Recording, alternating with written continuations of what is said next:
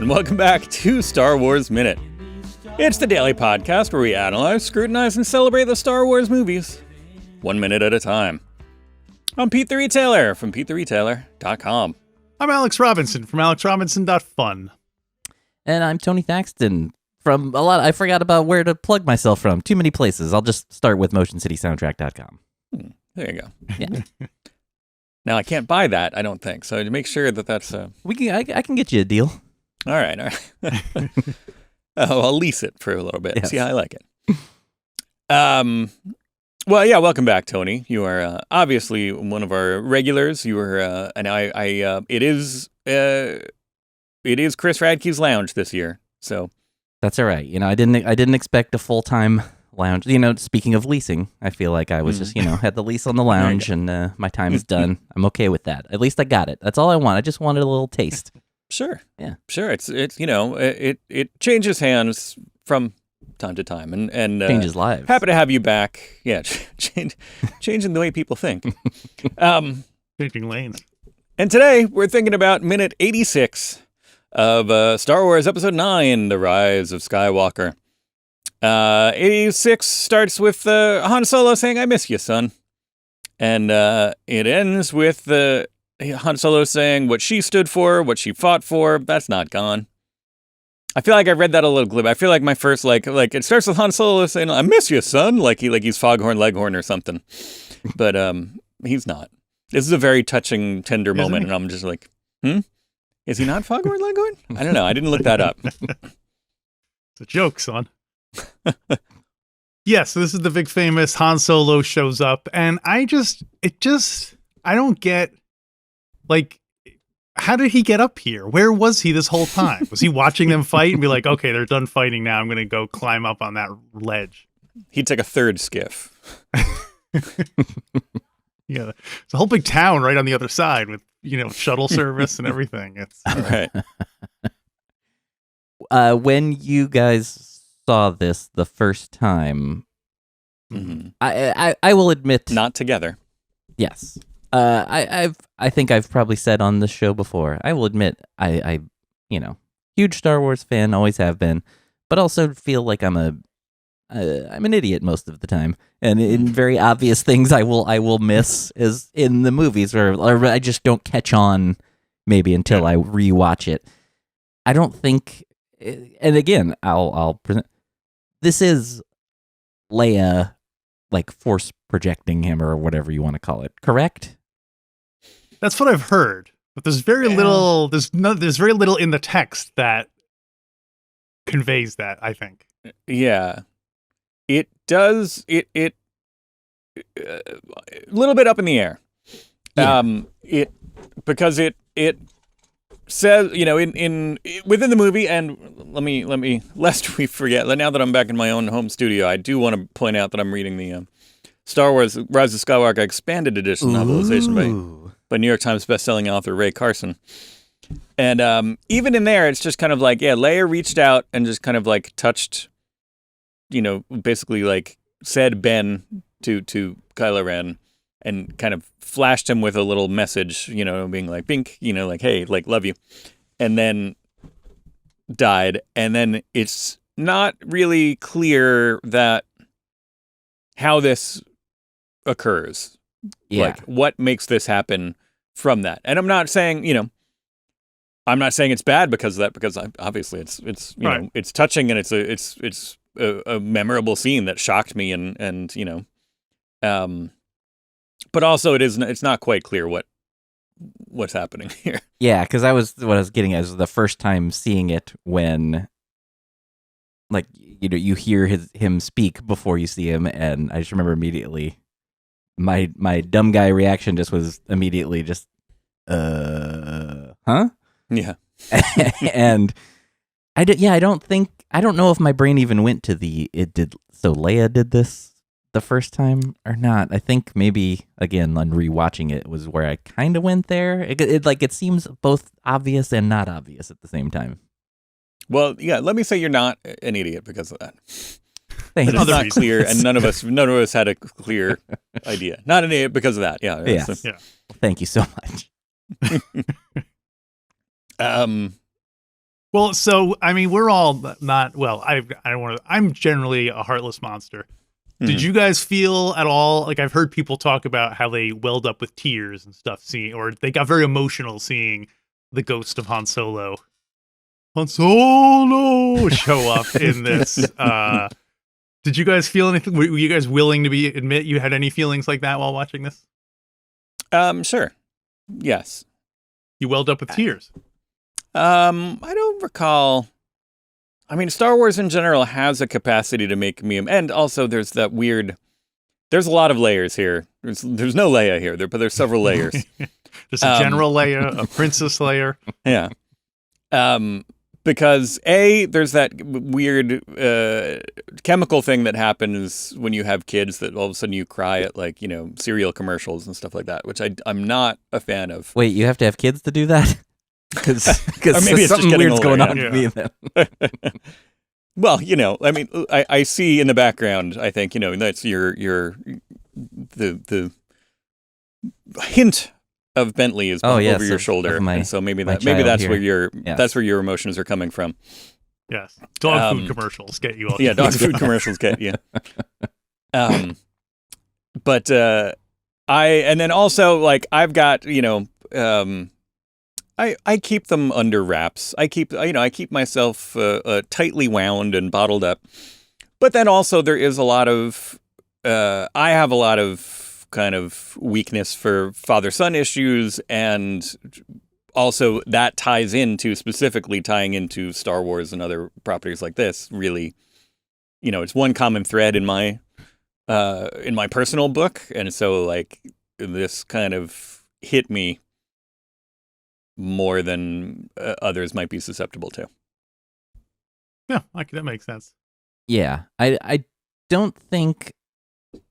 I think my initial thing was just a little bit of confusion at first. Like, I was a little bit of excitement to see him, and mostly confusion. I don't think I necessarily got emotional. There's one thing that happens in the next minute. We'll get there. But yeah, I think it was more so the Leia stuff that got me than the Han stuff. True. Yeah. I think I didn't react as. I don't think I reacted as emotionally to this as I did to simply the, like, for our princess credit at the end of Last Jedi with the music there. Like, even just saying that, I got a little, like, tingle of, like, emotion. Yeah. Whereas this, like, I feel it and it hit me, but, like, that kind of, like, had a weird, like, instant. This is more a cerebral emotional thing, if that makes sense.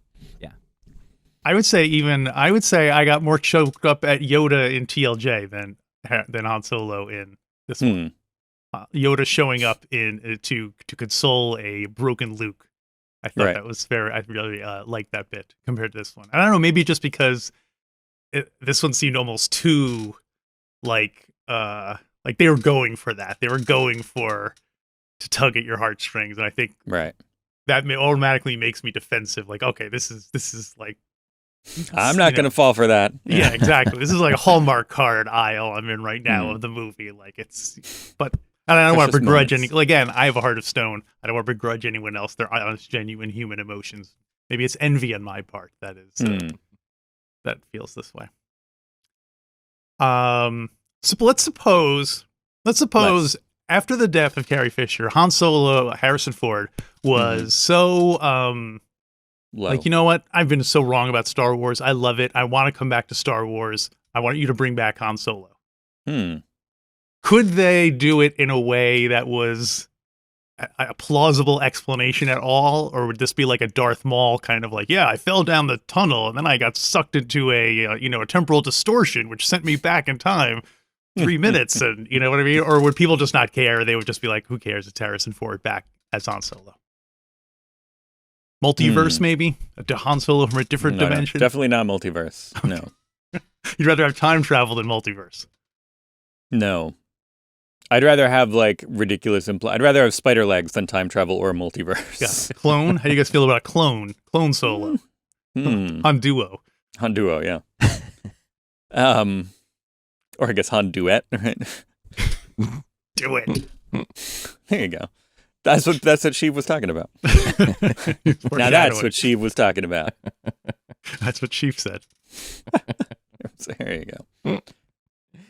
Yes, I think you could have a implausible sci-fi kind of he like when he falls down, there's like a tube like Luke fell into it in Bespin, and then he got sucked through a thing, and then some beings found him and like Fennec Shanded him or something, or maybe Give like him abs of steel. Captain Phasma's shuttle was just taking off from the planet, and then he landed right on the. And then, there you go. Come on, get in the ship. Give me like 10 minutes of slapstick of him like falling on things, like ooh, like Leslie Nielsen style. He falls onto the ship, then he slides off of that and gets run over. Goes sliding down the glass in the front of the. Perfect. All I know is that if they did any version of this, all I know for sure is that everyone would love it and no one would complain. Oh, sure. Yeah. I think in this case that's true. Yeah, it's Star Wars. But I think they would do anything to have Harrison Ford back in the, you know what I mean? I don't think people would complain. They might complain necessarily about how it was done, but I don't think they would overall complain about bringing him back. Because they would just want it to be true so much. Yeah. I think it might make him, given that other people aren't around, it would be difficult to kind of coordinate with the rest of the main cast. I think they should, and controversial, I know, but I think they should do some basically, freeloader adventures. Harrison Ford just like off on his own doing things before he died, maybe de-age him a little bit. Yeah. And then have it be like, Han and Chewie, get Eunice out there and do Han and Chewie out on the run, like doing that's the thing that we all want. I like that. Yep. That's the thing we've all been talking about wanting for a long time. We do the Han Solo adventures, essentially. You can do it later in his life. Doesn't have to be like, that young, but could be, or, could even be kind of, that the time where he didn't have the Falcon. Have him be on that big red ship. Yeah. That wasn't red, but you know what I mean. I didn't recognize that ship, so I couldn't tell you what it was. Do you think there's any scenario that they would not, if Harrison Ford was like, yeah, I want to come back as Han Solo, but I want to run a bakery, like, or something like that. You're like, they're like, okay, Harrison Ford, whatever you want, whatever gets you in that Han Solo vest, we'll go along with it. Yeah, I wonder how far they would take it. If I was Harrison Ford, I would almost want to just propose crazy things just to see how desperate they were for my for my love. You have to do 4 more Indiana Jones movies. I'm Han Solo, but I punch kittens in the face. Like, what about? This is a slight off topic, but totally on topic at the same time. Speaking of Harrison Ford and a different side of him, anybody watch the Apple TV show Shrinking that he is on? I watched the first episode. I really enjoyed that show. It sounds like you maybe did not, but it was really fun seeing him in that type of role. Like it's not just straight up comedy, but it's basically a comedy role, and it's there's a lot of sincerity there too. But yeah, it's fun seeing him having fun. Yeah, I don't remember what it was that didn't grab me about it, but I do remember thinking it was refreshing seeing Harrison Ford in a regular type role that was like a human drama. The stakes are actually human things, not like, oh, there's a giant ship or a ghost or a I think when you were watching it, you just kept being like, "Where's Chewbacca? Come on, what? Ah, I was like, how did he come back to life? Ben Solo killed him in the other ship." Anyway, do you think if you went back to Return of the Jedi and told them that in 36 years Han Solo's ghost would be talking to Darth Vader's grandson on the ruins of that Death Star they just blew up, who would have been more shocked, Han Solo or Harrison Ford? I would almost say Han Solo would be more shocked. I think that was where I was going to. Are you talking post Return of the Jedi? You're saying this, or at the end of Return of the Jedi, when everyone's celebrating that the thing was blown up, you'd appear as a ghost from the future and be like, "Hey, guess what? if it's during Return of the Jedi, I said Darth Vader might be the most surprised by all that. It's like, wait a minute, ruins of what? I have a son? Yeah. But yes, I don't know. Yeah, I think. Yeah, I think. Did you say Han Solo? I said Han Solo, yeah. Just because the idea of Darth Vader having a son would be so like, what? He's a robot, isn't he? Like that they wouldn't. That would be so. But, So yeah, right, because he didn't know. Okay. At that point, he didn't know that Luke and Leia were his children. Well, right. He knew that Luke and Leia were brother and sister, but he didn't know who their father was. Right. Yeah. We can assume. Yes, because he was frozen for and when they picked up Luke, he was already frozen. And then when they got out, so unless they had a conversation in there somewhere. Wow, I wish we could have seen that. That would have been a fun one. Listen, sit down for a second, because this is crazy. You know that guy who stole your gun in Empire Strikes Back? He's my dad. Right. No, that's impossible. Remember that guy from Dinner? So Kylo Ren has to know this is some kind of mind trick, right? He's not there thinking this is my father back to life, or, you know what I mean? Right. Well, it is. He recognizes that it's a memory, and he says that. Yeah, I think is it in today or is it in tomorrow? Where he says, I think it's tomorrow. You're just a memory. And then Han says, your memory. I think it's today, but it's just today. I didn't write it down. All right. Anyway, it's either today or tomorrow.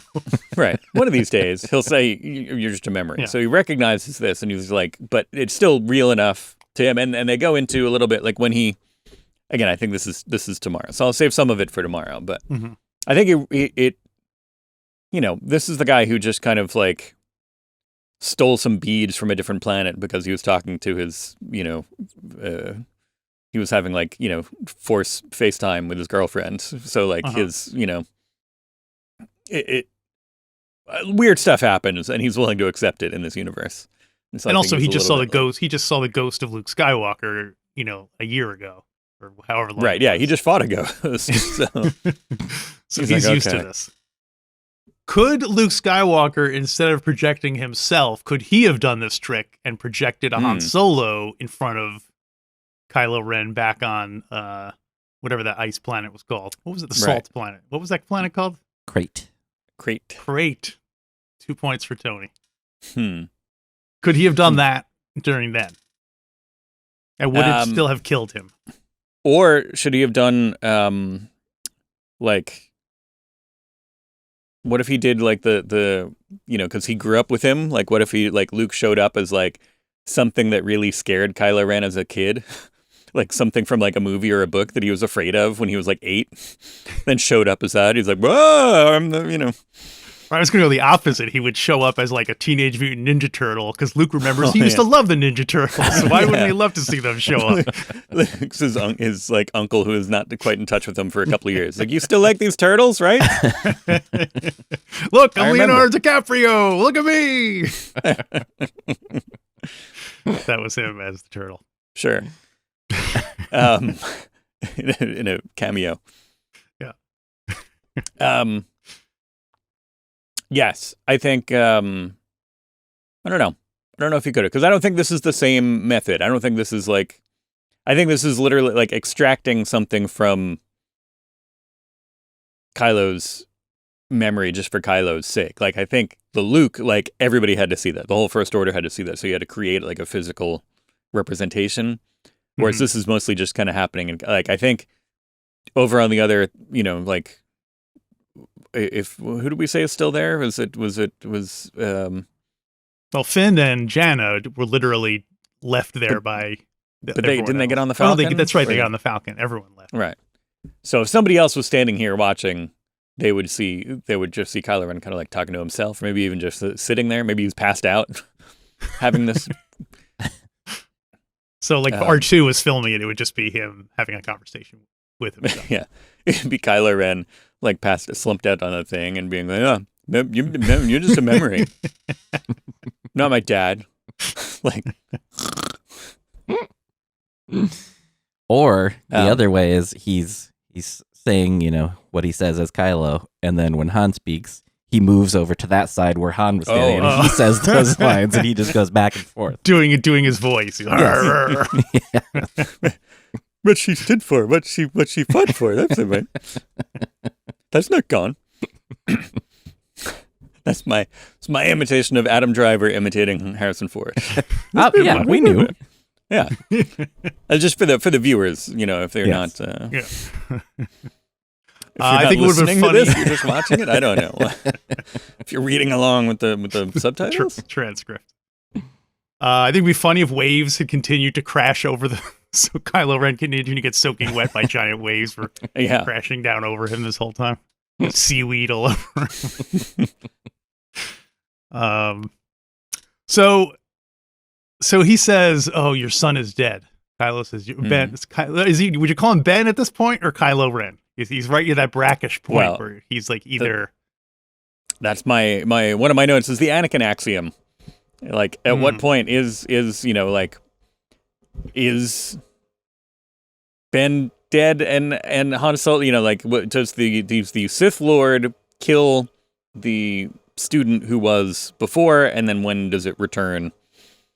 When is the return of the Jedi? Can somebody tell me what time is that? I got a plane to catch. It's hard to say. I mean, I guess we'll just call him Kylo Ben at this point. There you go. Kylo Ben. Right. Anyway, well, Han seems to think that Kylo Ren is dead. He says, "Kylo Ren is dead. My son is alive." It's the same trick we used to get your Pop off the hook back in the day. Yeah. See, it's like you're different people, right? Just keep repeating that. Remember that. I'll have Chewbacca's lawyer is going to call you. When you're testifying at the war crimes trial, make sure they know you're a separate person. That was a different guy, etc. Although I do, again, reframe this comment, not to take away. First I was talking about like how emotional this hit me, and then I'm like, but what if he did goofy voices? Or what if but also, going back in a similar vein to Marie Skywalker, what if he's like, your son is dead, and he's like, Stevie? Like, different guy, like Han Solo got around. What if he had another, it's like, well, man, like, wait, how, I got a call, and like, he's like, Jason? no, I meant, yeah, Jason. I do like Stevie, though, I can't lie. Stevie Solo. He's like 8 at this point, It would be spelled like it would be like Stevy, right. Of course. Evye. Yeah. And also, I was going to say that I like Adam Driver's restrained performance in this. He's very it's good. It's not too, it's easy to imagine this being kind of more over the top, but he's very wet and pulled in. Yeah. The big two. Right. Yes. Those are the 2 goals any actor goes for in their career. When at Strasbourg Institute, they're always like, okay, be more wet. Wrong show. Yeah. Well, I did along those lines, these are 2 of our top actors. These are 2 of our top Hollywood movie stars. Mm-hmm. And then I want to take just this scene and I kind of want to bring it back and show it to somebody from like the 40s and be like, these are 2 of our top movie stars. Watch this scene. And it's like 2 weird, wet and windy guys, like just like on a thing. And like, they don't like Harrison Ford, like very handsome man, like 40 years ago. Nowadays, he's still, got a rugged charm to him, but he also looks a little bit old and craggy and weird. Yeah. And, he's got that thing that somebody did, the if you draw a line down his face, and I don't know, I'm not making fun of this, but I'm just the way he looks now, like half of his face is happy, half of his face is sad all the time. They said he's the only person who can be happy and sad at the same time, and it's stark. Yeah. It's like if you... Acting. And acting. And Adam Driver he's got a unique look to begin with, and here he is like sopping wet. And the lighting makes him look kind of pale, and his character just got stabbed through the gut and then resurrected essentially. And so these are 2 weird looking guys like getting wet in water and wind, and they're just kind of like having a low key conversation, and I want to show this to somebody from like I want to show this to like, I don't know why Joseph Cotton is always my go-to like Hollywood guy, but I want to show this to somebody from like, be like, well, check it out. This is what we do now. And then be like, really? Yeah. Hey, Who is that broad? Yeah. Talking about Adam Driver. Yeah, exactly. The long hair and everything. Yeah. All I know, I can't tell you guys how to run your merch store, but if there's not a Too Weird, Wet, and Windy Guys shirt soon, I'm going to be upset. Write that down. Right. Now, what do we do it in a style of like 2.5 Men logo, or like the Two Broke Girls or something like that? Yeah, I don't know. I was almost or seeing Wild it as... like Steve Martin, Wild and Crazy Guy, yeah. two weird, wet and windy guys, like maybe from the SNL rather. Yeah, I think that's the way to go. Initially, I was just thinking like a fake band shirt or something, but I think the Wild and Crazy Guys is the way to go. Hmm. Do you think he has a trademark on that? Will we get sued by Steve Martin? Well, I'd love to get sued by Steve. I'd be like, excuse me. Yeah, exactly. He'd be like, all right, you're off the hook. Good one. I never hear that one. Let's see. What else do we have here? Well, I did, as we know, this kind of summarize, going back to touching on a couple of things we talked about. If this was Leia doing this, and if it was, as we can assume that this was originally intended to be a conversation between Kylo Ben and Leia. Mm-hmm. And so picturing that same dialogue, like just going back and looking, all right, what were the edits? You know what I mean? Because a lot of it could be the same for the most part, but then they're just like little changes that they had to make. So you think that switch it to the third person essentially? So I thought that if Carrie Fisher was still alive, the story would have been like completely different. You think it was literally just a matter of like, oh, we have this scene, let's sub out, let's put in Carrie Fisher can't do it, so let's put in Harrison Ford instead, and then the rest of it was pretty much as is. I mean, I think there would definitely be more scenes with her.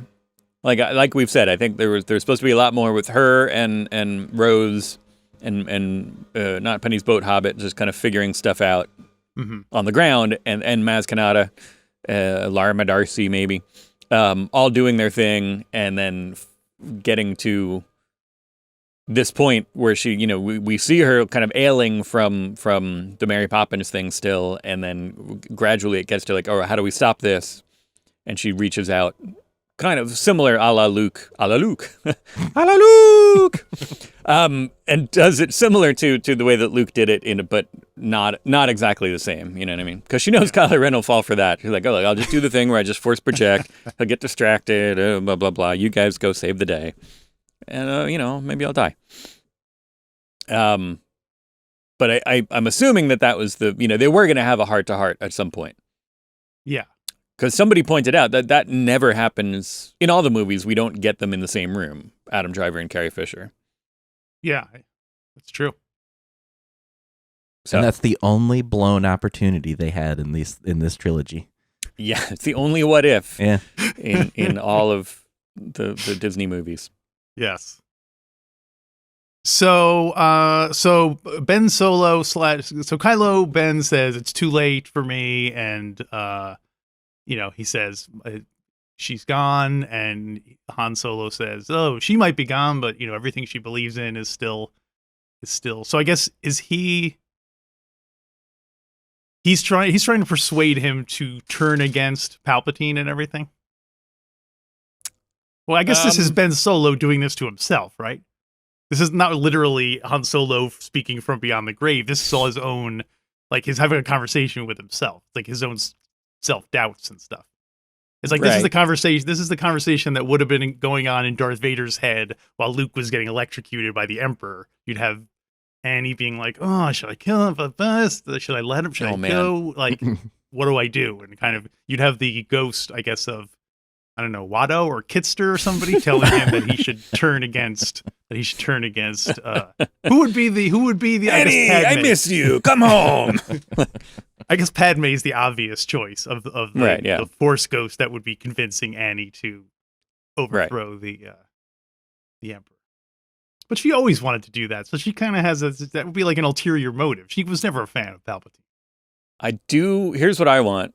What? I want, Darth Vader look like, she was shocking Luke, Death Star 2. Darth Vader's looking. He looks at his hand, maybe. And then you get, like, boink, boink, like, popping up on either shoulder. You get, like moody, like, Revenge of the Sith Anakin being like, it's all right, like, kill them. And then you get little boy Anakin on the other side being like, yippee! Yeah, I guess it's bad.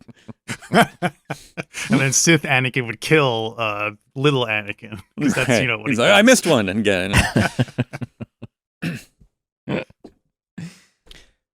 Yeah. Complicated. Yes, something along these lines. Mm-hmm. Well, that I think this conversation continues into tomorrow's minute. So if we want to wrap this up here, Tony, can you come back tomorrow? Yes, sir. All right, Alex, I'm assuming you'll be here tomorrow. Probably. because you've got the keys. So Mhm. just let me know. I'll Got bring the donuts. And you at home listening, watching, perhaps. If you're not listening, no. If you're listening but not watching, you could be watching. Go to StarWarsMinute.com/YouTube. You can see behind Tony, there's some fun collectibles, some posters of his exploits, and a sleeping dog. And behind Alex Robinson, there's a tapestry, which you can get at our merch store. Behind me, there's a shower curtain, which you cannot purchase at our merch store, but I like to use it as a backdrop. Yeah. But this is what you're missing out on, looking at things. Here, right now I'm holding up a wood block cutout of IG-88. You didn't. If you're just listening, you didn't see that. That's from the block watch. And that is AG-88, not 11. It's IG-88. Yeah, it says on the back 88. See? Okay. Oh, yeah, look at that. But so check that out on the YouTube if you're just listening. If you're watching on the YouTube, remember it's a podcast too. So if you want to go subscribe, you could take us on the go. Maybe you're commuting or jogging or something like that. Whatever people do when they're listening to podcasts, I don't remember anymore. But do that. Subscribe. Both places helps us out. We'll meet you back tomorrow on a brand new Star Wars Minute. Star Wars Minute. All right.